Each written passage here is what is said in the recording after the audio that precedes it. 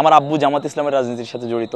দ্বিতীয় ব্যাপার হচ্ছে আমি পড়ছি জামাতের প্রতিষ্ঠান তামিল মিল্লাতে পড়ছি, আমি এটা ওন করি। দেখেন, আধিপত্য ক্যাম্পাস অ্যাক্টিভিজমের সময় আমরা বিভিন্ন সময় যেমন প্যালেস্টাইন মুভমেন্টে আমরা অংশগ্রহণ করেছি, সেটা একটা বড় আধিপত্যবাদের বিরুদ্ধে লড়াই। আমরা 1 বছর আগেও একটা আধিপত্যবাদের বিরুদ্ধে লড়াই করে এসেছি। ছোট বড় সকল জায়গা থেকে কিন্তু এই আধিপত্যবাদটা শব্দটা খুবই পরিচিত এবং সবাই ব্যক্তি জায়গা থেকে শুরু করে জাতীয় আন্তর্জাতিক পর্যায় পর্যন্ত এই আধিপত্যবাদের সাথে তারা খুবই কোনো না কোনো জায়গা থেকে মানে তারা হয়তো বা ভুক্তভোগী।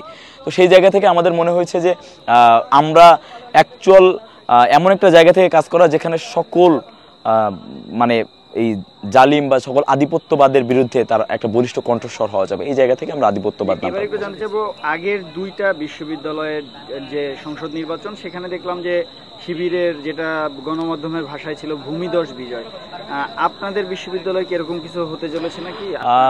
শিক্ষার্থীরা যাদেরকে পছন্দ করবে, আসলে বিষয়টা এমন না যে শিবির জিতে গেলে আমরা ওয়াকআউট করব বা ছাত্রদল জিতে গেলে আমরা ওয়াকআউট করব বা আমরা জিতে গেলে আমিও বিশ্বাস রাখতে চাই যে তারাও ওয়াকআউট করবে না। তো এটা ভূমিধস বিজয়, আসলে এটা ওনারা কিন্তু আমাদের সহযোদ্ধাই। জুলাই এই ছাত্রদলের ভাইরাও একসাথে কাঁধে কাঁধ মিলে আমরা সংগ্রাম করেছি, শিবিরের ভাইরাও একসাথে কাঁধে কাঁধ মিলে এখন একটা সৌন্দর্যের জায়গা থেকে আমরা একে অপরের প্রতিপক্ষ। তো আমরা বিশ্বাস করি যে যারা হেরে যাবে তারা যিনি জিতে গেছে, এই হেরে যাওয়া মানুষটার ইশতেহারও সেই জিতে যাওয়া মানুষটার জন্য বাস্তবায়ন করে এবং সেই অনুযায়ী কাজ করে। আধিপত্যবাদ বিরোধী যে প্যানেলটা, এই প্যানেলটাকে কয়েক জায়গা থেকে আমরা শুনতে পেয়েছি যে এই প্যানেলটাকে শিবিরের বি টিম বলা হচ্ছে, এবং আপনাকে নিয়ে সামাজিক যোগাযোগ মাধ্যমে আমরা দেখেছি প্রাণের রাক্ষসু সহ এরকম কয়েকটি পেজ থেকে শিবিরের ক্যাডার দাবি করা হচ্ছে, আপনাকে বিষয়টা ক্লিয়ার করবেন? আচ্ছা, প্রথমত নির্বাচন কেন্দ্রিক আমার মনে হয় না যে এ টিম বি টিম এই বিষয়গুলো হয় কি যে কোনো ধরনের সংগঠন বা কোনো অর্গানাইজেশনের ক্ষেত্রে এটা হইতে পারে যে হ্যাঁ ও তো বা এই ট্যাগিং কালচারটা আসলে চলে আসতেছে। তো বি টিম কাদেরকে বলে, যে একটা ডামি, সাপোজ একটা ডামি বসাই দিচ্ছে। তো আমি বিশ্বাস রাখতে চাই যে আমাদের প্যানেলের আসলে যাদেরকে রাখা হয়েছে, পূর্ণাঙ্গ প্যানেল দেওয়া হয় নাই, যাদেরকে রাখা হয়েছে তারা অনেক স্ট্রং এবং তারা যার যার জায়গা থেকে ফাইট দিচ্ছে, সর্বোচ্চ চেষ্টা করতেছে। আর ছাত্র শিবির আসলে মানে এই ব্যাপারটা যে কে কি বললো, এই কথাটা যে সালাউদ্দিন আহমদ ছাত্র শিবিরের, এটা প্রথম বলা শুরু করছে হচ্ছে আওয়ামী লীগের পেজ থেকে। তারপরে আস্তে আস্তে তো যদি ছাত্র শিবির ভালো কিছু করে সেই জায়গা থেকে আমি ছাত্র শিবিরকে ওন করি, যদি কেউ ছাত্রদল ভালো কিছু করে আমি ওন করি, যদি অন্য পলিটিক্যাল অর্গানাইজেশন ভালো কিছু করে আমি ওন করি। কারণ আমি কোনো এখন পর্যন্ত পলিটিক্যাল কোনো অ্যাফিলিয়েশন নাই, আমি সেইভাবে কাজ করার চেষ্টা করি।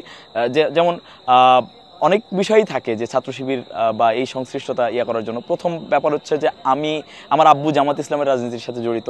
দ্বিতীয় ব্যাপার হচ্ছে আমি পড়ছি জামাতের প্রতিষ্ঠান তামিল মিল্লাতে পড়ছি, আমি এটা ওন করি।